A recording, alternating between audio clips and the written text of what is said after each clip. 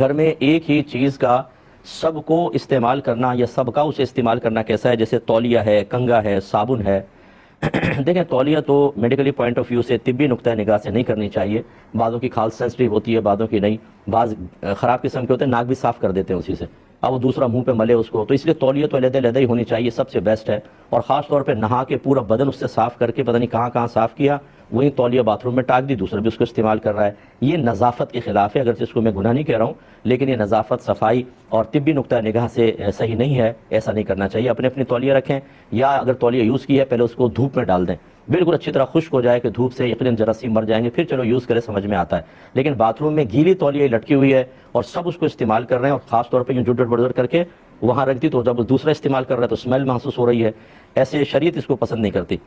کنگا ایک دوسرے کا استعمال کرنے میں کوئی حرج نہیں ہے، بعض نے بزرگان دین نے بعض صورتوں میں منع کیا، لیکن یہ کوئی ایسی چیز نہیں ہے۔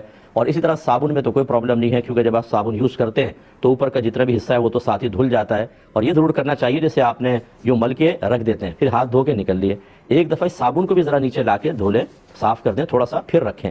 کیونکہ اگر آپ واش روم سے آئے ہیں، آپ نے اس صابن پہ ہاتھ ملا، صابن ایسے رکھ دیا اور ہاتھ دھو لیے، تو جو آپ کے ہاتھ سے لگا وہ تو وہاں پہ لگا ہوا ہے، یہ بھی نظافت کے خلاف ہے، لیکن استعمال کرنا اس کو بھی جائز قرار دیا جائے گا، کوئی منع نہیں ہوتا۔